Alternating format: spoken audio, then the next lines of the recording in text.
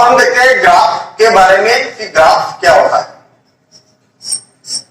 देखा, ग्राफ के बारे में हमने इससे पहले भी जब क्रिकेट वगैरह मैच देखते हैं हम, तो वहां पर बार बार स्क्रीन पर किसी बैट्समैन के परफॉर्मेंस पर के ऊपर ग्राफ बन के आता है, या किसी टीम के परफॉर्मेंस के ऊपर ग्राफ बन के आता है, या इंडिविजुअल किसी प्लेयर के लिए ग्राफ बनाया जाता है कि ये इतने बॉल में इतने रन बनाता है, या इसका पुराना रिकॉर्ड नहीं है। तो कई बार आप ग्राफिकली उसको देखते हैं। कई बार ग्राफिकली कैसे देखते हैं, ग्राफ भी अलग अलग टाइप के देखते हैं आप। कई बार इस प्रकार से लाइन वाला ग्राफ होता है, कई बार इस प्रकार से बार ग्राफ दिखाई देता है, ठीक है। कई बार क्या है, पाई ग्राफ दिखाई देता है हमें, इस प्रकार से पाई ग्राफ दिखाई देता है ये।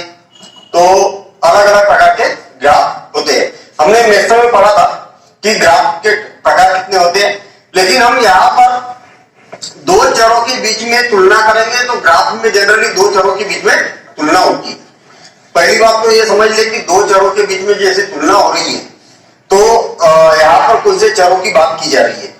सपोज करें कि अगर कोई क्रिकेटर है और वो बैटिंग कर रहा है, तो वहां पर दो बातें आएगी, कितनी बार और उसके अगेंस्ट में कितने रन, मतलब कितने बॉल पर कितने रन बनाते हुए जा रहा।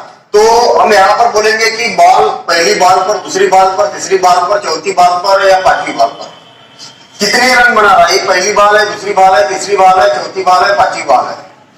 या तो फिर ओवर भी बोल सकते हैं हम कि ये ओवर है और पहले ओवर में उसने 15 रन बनाए, पहले ओवर में 15 रन बनाए, दूसरे ओवर में 17 रन बनाए, तीसरे ओवर में 3 रन बनाए, और इस प्रकार से भी हम यहाँ पर ग्राफ बना सकते हैं। या तो दूसरे तरीके से हम ये बोल सकते हैं कि हम यहाँ पर एक अक्षर मान ले और इसको वाई अक्षर मान ले, और एक अक्षर पर अगर गेंदों की संख्या को या ओवर की संख्या को प्रदर्शित करें और वाई अक्षर पर हम रन की संख्या को प्रदर्शित करें, तो यहाँ पर अलग अलग प्रकार से हम इसका ग्राफ बना सकते हैं। हमें यहाँ पर पढ़ना है दूरी और समय ग्राफ के बीच में। तो क्या बातें आई हमारे पास में, दो बातें आई। एक तो समय है, समय और दूरी, ठीक है। इसमें क्या होता है कि समय दो जो चर है, दो चरों में से एक स्वतंत्र चर होगा और एक क्या होगा, परतंत्र चर होगा। देखना, स्वतंत्र चर और परतंत्र चर के ऊपर हमने इसकी दूरी की जो परिभाषा बताई है उसमें क्या बोला था, समय के सापेक्ष या समय परिवर्तन के साथ या समय अंतराल में। कहने का मतलब जो दूरी तय करेगा वो किसके अंतराल में करेगा या किसके सापेक्ष करेगा, समय के सापेक्ष करेगा। तो समय को क्या है, स्वतंत्र बोला जाता है। क्या बोला जाता है, स्वतंत्र कहा जाता है। याद रखना, अगर कोई क्रिकेट मैच हो रहा और क्रिकेटर अपना मैच खेल रहा, बैटिंग कर रहा, तो वो रन बना रहा, लेकिन किसके अगेंस्ट में बना रहा, बॉल के अगेंस्ट में, गेंदों के अगेंस्ट में। जब उसके पास बॉल आएगी, पहली बॉल में इतने रन बनाए, दूसरी बॉल में इतने रन बनाए, तीसरी बॉल में इतने रन बनाए, किसके अगेंस्ट में बनाया उसने, गेंदों के अगेंस्ट में। कहने का मतलब गेंद क्या है, इसमें स्वतंत्र है। अगर गेंद डालेगा ही नहीं तो रन कहां से बनेंगे, नहीं बनेंगे ना। तो ये क्या हो गया, स्वतंत्र हो गया। रन कब बनेंगे, जब वो गेंद डालेगा या बॉलिंग करेगा तो रन बनेंगे, मतलब रन क्या होगा, परतंत्र हो गया। तो हमेशा जो एक अक्षर को, स्वतंत्र चर को एक अक्षर पर लेना चाहिए और परतंत्र चर को वाई अक्षर के ऊपर लेना चाहिए।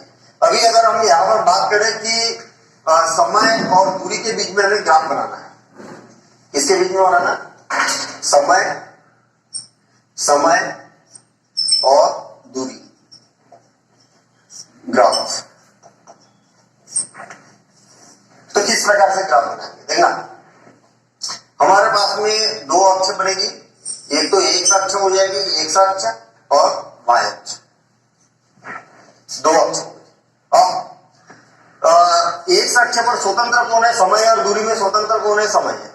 जब समय चेंज होगा तब तो दूरी बनेगी, ठीक है। एक समय अंतराल रहेगा तब दूरी हमें प्राप्त होगी। तो हमें एक अक्ष को पर हमें क्या लेना है, समय लेना है। क्या लेना है, समय t, और एक आगे लेना है सेकंड में, सेकंड में, ठीक है। और इसमें लेना है हमें दूरी, दूरी काय में लेना है, मीटर में, ठीक। ये मीटर में रहेगी और ये सेकंड में रहेगी। हमें मालूम है कि इसकी जो SI यूनिट क्या होती है, मीटर प्रति सेकंड। अच्छा, t इक्वल टू 1 सेकंड में, t इक्वल टू 2 सेकंड में, t इक्वल टू 3 सेकंड में, t equal to 4 second, 5 second, 6 second, इस प्रकार से हमने यहाँ पर ले लिया। 1 सेकंड में सपोज करें कि ये 2 मीटर चलती है, ये 4 मीटर चलती है, ये 4, 6 और इस प्रकार से 8। इसको मैं थोड़ा सा ऊपर की ओर कर रहा हूं और ये कितना हो गया, 8 हो गया। अरे वाह, क्लियर। सपोज मान लिया जाए कि ये कोई वस्तु है, ए से बी की ओर जा रही है, ठीक है, और यहाँ पर 1 सेकंड में, 2 सेकंड में, 3 सेकंड में, 4, 5 और इस प्रकार से 1 सेकंड, 2 सेकंड, 3 सेकंड, 4 सेकंड और 5 सेकंड। मान लिया जाए कि 1 सेकंड में अगर 2 मीटर सॉरी दूरी तय करती है, दूसरे सेकंड में फिर 2 मीटर दूरी तय करती है, तीसरे सेकंड में फिर 2 मीटर, 2 मीटर, 2 मीटर। चाल कैसे हो जाएगी? एक समान चाल है, मतलब हर एक समय अंतराल में क्या हो रहा, इसकी दूरी समान दूरी तय कर रही है। इसके ऊपर अगर हम ग्राफ बनाए तो देखना 1 सेकंड में कितनी दूरी तय कर रही है, 2 मीटर। 2 सेकंड में कितनी दूरी तय कर रही है, 2 मीटर, मतलब 4 हो गए ना, यहां से लेके यहां तक कितना हो गया, 4 मीटर हो गए। तीसरे सेकंड में 6 मीटर, इधर से 6 को मिलाओ, इधर से 2 को मिलाओ, 3 को मिलाओ, 1 2 3 4 5 6। 5 सेकंड में 8, नहीं 4 सेकंड में 8 और इस प्रकार से। और इनको सबको अगर मिलाते हैं और 0 सेकंड में तो 0 पर ही गई, ये क्या है, 0 सेकंड है और 0 सेकंड पर दूरी 0 तय करेंगे। तो इसको अगर हम मिलाते तो सीधी रेखा प्राप्त होती है। बात क्लियर है, ठीक है ना। अभी अगर हम ये बोले कि अगर कोई वस्तु एक समान गतिमान है तो वो दूरी और समय के बीच में अगर हम ग्राफ बनाए तो एक सीधा मार्ग हमें प्रतीत होता है, एक सीधी रेखा हमें प्राप्त होती है। क्वेश्चन भी हमने एक्सरसाइज में किया था। एक्सरसाइज मतलब जो वो था, कुछ क्वेश्चन किए थे हमने बीच में, उसमें वहां पर ये बताया था कि एक सीधी रेखा में गमन करते हुए दिखाई देती है। अच्छा, अब इसी क्वेश्चन को मैं चेंज कर रहा हूं, देखना। सपोज करें कि ये यहाँ पर 4 मीटर, 4 मीटर, यहाँ पर भी 4 मीटर, 4 मीटर, 4 मीटर, एक समान। क्या हो रहा, 1 सेकंड में 4 मीटर, फिर दूसरे सेकंड में अगेन 4 मीटर, मतलब 2 सेकंड में कितने, 8 मीटर हो गए ना यहां से यहां तक। तीसरे सेकंड में 12, 4 तो फिर कितने हो गए, 12 हो गए। इसके बीच में अगर मैं ग्राफ बनाऊं यहां पर, देखिए एक्स अक्ष, वाई अक्ष और ये हो गया समय t और ये क्या हो गया, दूरी। और दूरी काय में है, दूरी यस है, जिसको हम काय में मीटर में इंडिकेट कर रहे हैं, समय काय में सेकंड में, ठीक है, सेकंड। 1 2 3 4 5 6 और 1 2 3 4 5, ये हो गया, इसको 2 4 6 8 और 10। देखना पहले सेकंड में कितने मीटर चलती है, 4 मीटर, ये यहां पर आ गया। दूसरे सेकंड में 8 मीटर, ये यहां पर आ गया। तीसरे सेकंड में 12 मीटर, ये यहां पर आ गया, ये यहां पर आ गया। और सबको अगर मिला के ये इस प्रकार से क्या हो रहा, अगर इसी ग्राफ में अगर हम समझे तो ये इस प्रकार से इधर ग्राफ बन जाएगा। तो ग्राफ का झुकाव जितना वाई अक्ष की ओर रहेगा उतनी उसकी स्पीड ज्यादा रहेगी। और सीधी रेखा में है तो ये तो बात क्लियर है कि हम केवल ग्राफ देखने से ही ये बता सकते हैं कि हमें ग्राफ में एक सीधी रेखा प्राप्त हो रही है, इसका मतलब एक समान गति है। ये तो बात क्लियर है। सीधी रेखा प्राप्त है तो क्या बोलेंगे, एक समान गति है। अच्छा, दूसरी बात, इसकी ढलान जैसे जैसे बढ़ेगी वैसे वैसे हम यहाँ पर ये बोल सकते हैं कि अगर सपोज करें कि ढलान इस प्रकार से नीचे की ओर है और एक सीधी रेखा में गमन कर रही है, तो हम बोलेंगे कि वो ये नाम दे देता हूं, इसका नाम बी दे देता हूं, इसका नाम सी दे देता हूं। हम यहाँ पर बोल सकते हैं कि OA की चाल वो एक समान है लेकिन OB की अपेक्षा कम है। जो स्पीड है वो क्या है, इसकी कम है।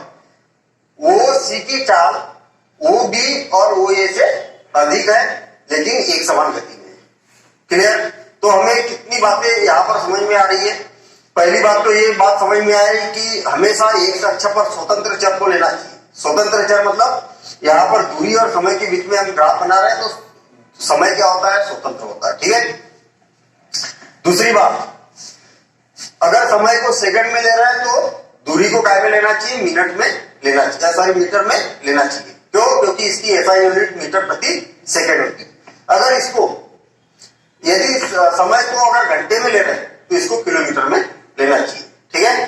तो क्योंकि किलोमीटर के साथ में घंटे का कॉम्बिनेशन होता है।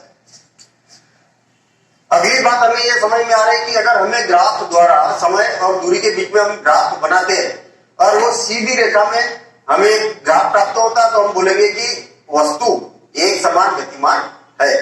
ग्राफ से ही हम बता सकते, केवल चेक करने की जरूरत नहीं है। सपोज करें कि ये वाला आंकड़े हमें अगर नहीं दिए है, केवल ग्राफ दिया है, तो ग्राफ में ग्राफ के आधार पर क्या क्या निष्कर्ष निकाल सकते कि जो ग्राफ प्राप्त हुआ वो क्या है? एक सरल रेखा में प्राप्त हुआ है, इसलिए ये क्या है? वस्तु क्या है? एक समान गतिमान है। ये यहां पर हम बता सकते हैं। उस ग्राफ का ढलान जितना अधिक होगा उसकी एक समान गति उतनी अधिक होगी। ये बात भी हम यहां पर बता सकते हैं।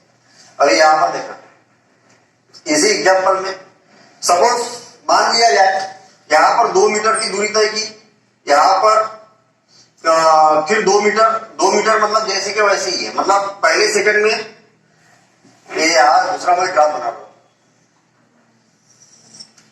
एक साथ और ये मूल बिंदु और ये क्या हो रहा है? वाई अक्ष हो गया। इसमें समय लेना है, समय, और समय टाइम में लेना है, समय टी रहेगा जिसको सेकंड में लेना है, सेकंड। और चाल सॉरी दूरी टाइम में लेना है जिसको यस से प्रदर्शित किया जाता है, और इसको लेना है हमें मीटर में। ठीक है, मीटर।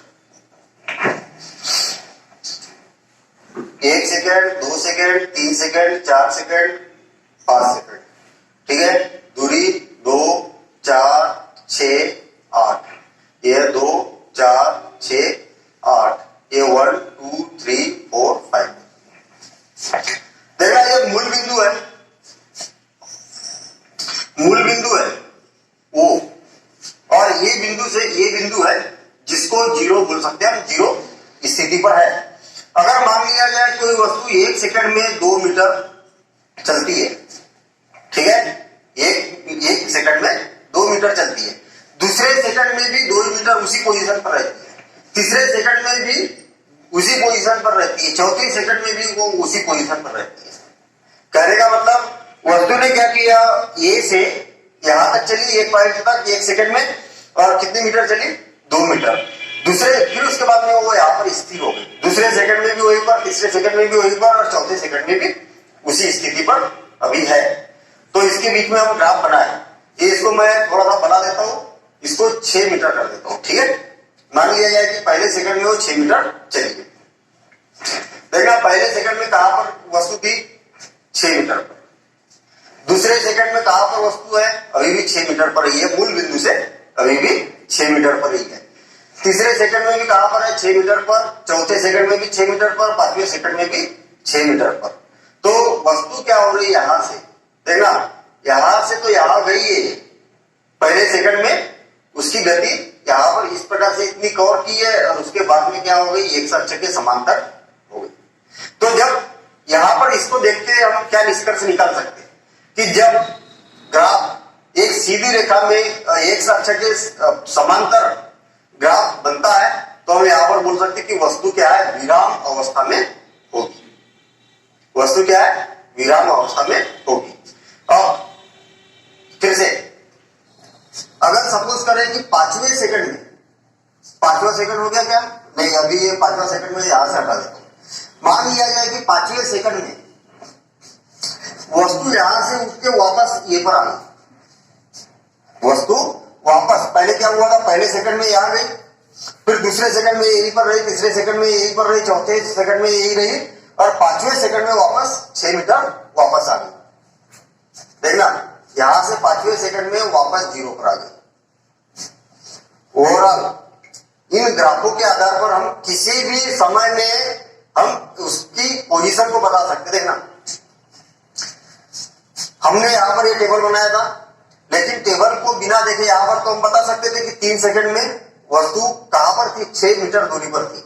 लेकिन यहां पर भी हम इसको बता सकते थे कि 3 मिनट पर अगर हम इस पर लंब डालें, सपोज करें कि इस बिंदु की बात कर रहे हैं, इस बिंदु की वस्तु की स्थिति क्या है, तो हम बोल सकते कि ये एक्स अक्ष पर लंब डाले तो हम बोल सकते कि 3 सेकंड में, और वाई अक्ष पर लंब डाले तो कितने मीटर चली थी, 6 मीटर चली थी। बात क्लियर है? किसी भी क्षण हम बता सकते हैं कि 2 इस पर अगर लंब डाले और इधर से इस पर लंब डाले तो हम बोल सकते हैं कि 2 सेकंड में वस्तु कितने मीटर चली अपने मूल बिंदु से, 4 मीटर दूर चली। सिंपल। तो ये सारे क्वेश्चन हम इससे निकाल सकते हैं और हम यहां पर बता सकते हैं कि कितने सेकंड में वास्तव में कितनी चली। यहां पर एक ग्राफ ये बता रहा कि पहले सेकंड में इसकी गति क्या थी, एक समान थी, और उसके बाद में 1 सेकंड से लेके 4 सेकंड तक वस्तु क्या है, विराम अवस्था में। देखिए यहां पर क्या है, एक अक्ष के समांतर है, तब क्या है, विराम अवस्था में। और चौथे सेकंड से 5वें सेकंड में वस्तु क्या है, वापस आ रही है, अपने मूल बिंदु की ओर वापस आ रही है। अब देखिए मैंने क्या बताया, किसी भी बिंदु पर, अगर इस बिंदु की बात कर रहे हो तो इससे मैं अगर इस पर लंब डालूं तो 1 सेकंड में कितनी चली, 6 मीटर चली। इस पर लंब डालूंगा तो 2 सेकंड में कितनी चली, 6 सेकंड चली, 6 मीटर चली। तीसरे सेकंड में 6 मीटर, चौथे सेकंड में 6 मीटर, 5वें सेकंड में, यहां पर देखिए बिंदु यहां पर आ गया, 5वें सेकंड में 0 मीटर, मतलब वो अपने मूल बिंदु पर लौट आई। तो इस प्रकार से हम यहां पर ग्राफ के द्वारा समय और दूरी के बीच में